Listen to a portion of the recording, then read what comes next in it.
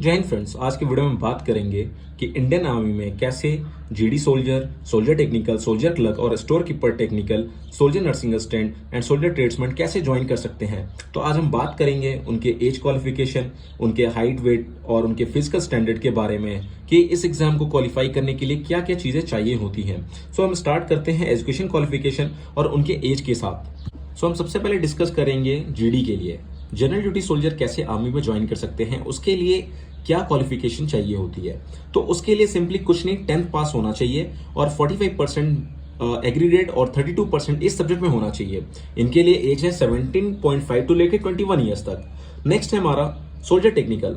Soldier technical के लिए qualification है 10+2 विद पीसीएम विद इंग्लिश, और इनके लिए क्या है 50% मार्क्स एग्रीगेट और 40% मार्क्स इस सब्जेक्ट में होना चाहिए।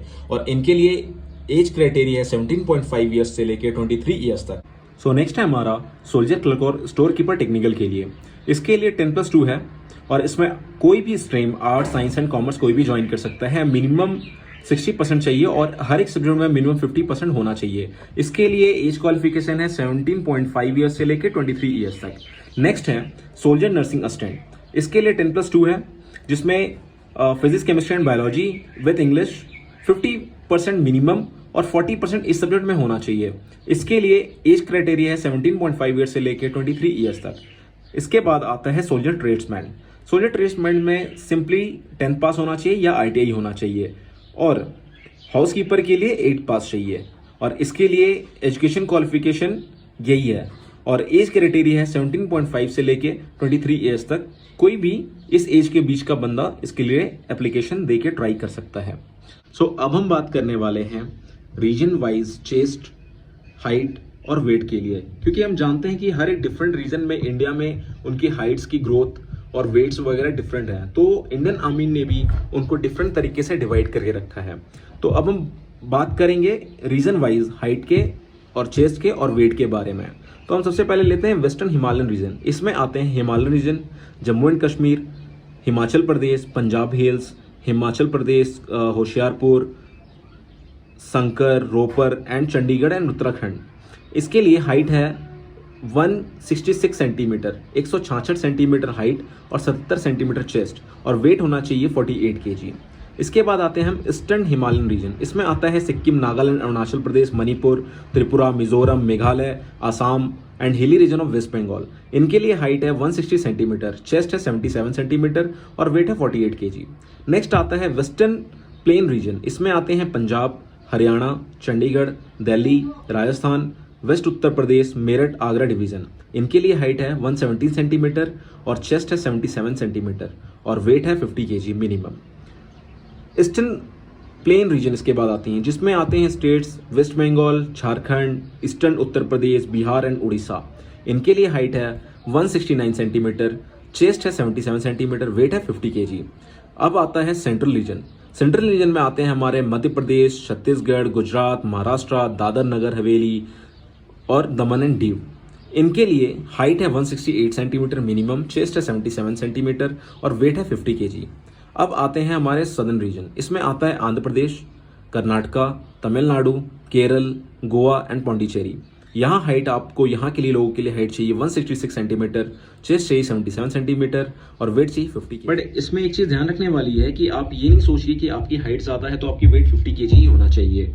ये ऐसा इसमें कुछ नहीं है। जिसकी हाइट ज़्यादा है उसको वो फिर उसके वेट और एज के रेशियो के हिसाब से जो ऑथराइज वेट है उस हिसाब से कंसिडर किया जाएगा। तो हम बात करते हैं फिजिकल स्टैंडर्ड के बारे में कि फिजिकल टेस्ट का क्या क्राइटेरिया है और किस टाइप से फिजिकल टेस्ट होते हैं, कितने टाइप के फिजिकल टेस्ट लिए जाते हैं, उसमें कौन कौन से टेस्टेस होते हैं।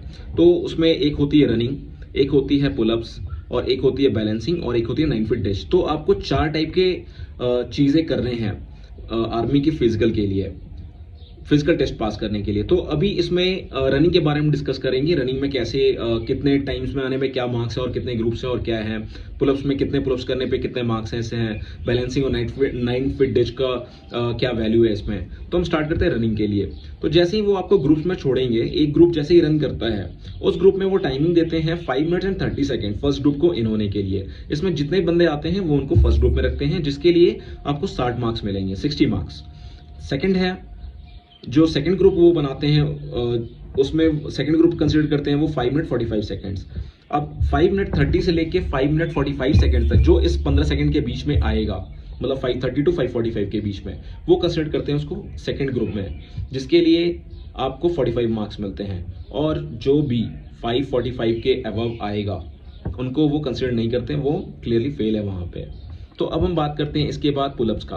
पुलअप्स कैसे कंसिडर करते हैं वो, आपको मिनिमम 6 पुलअप्स करने हैं पास होने के, जिसके लिए आपको 16 मार्क्स मिलेंगे।